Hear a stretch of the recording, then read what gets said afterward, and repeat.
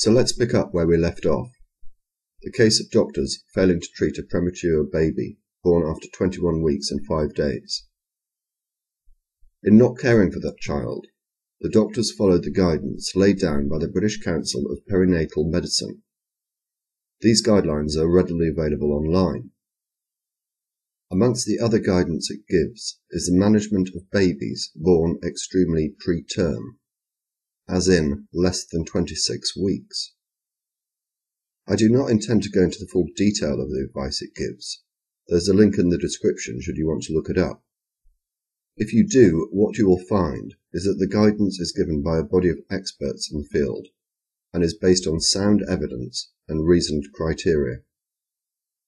It also undoubtedly takes into account the survival rates and the fact that at 21 weeks it is unlikely that the child's lungs and brain were fully formed. Also, that the youngest premature child ever to survive was in fact older than the child in this case.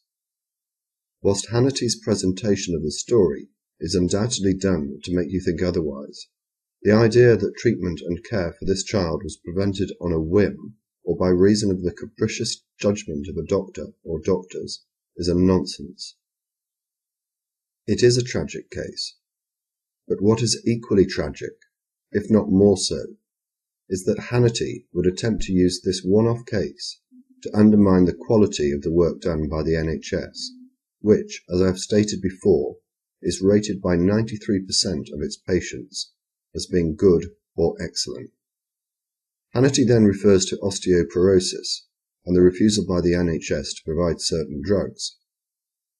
Again, the source for this is easily found, and it is an issue that I do not intend to cover in depth.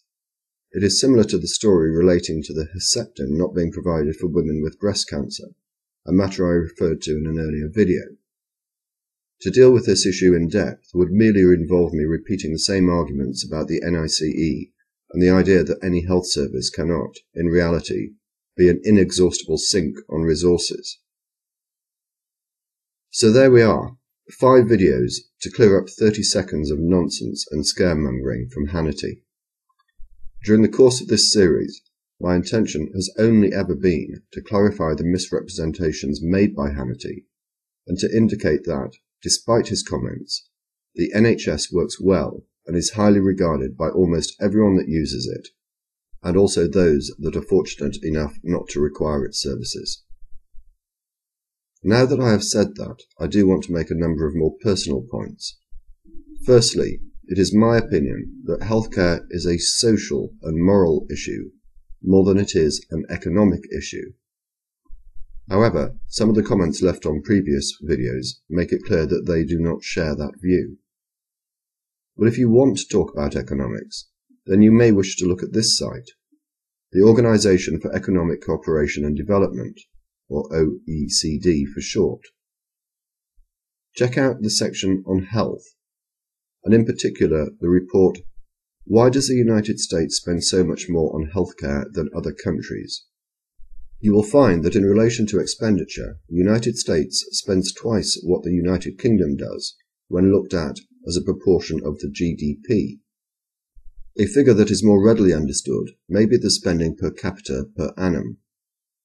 In the United States, the figure is $7,290.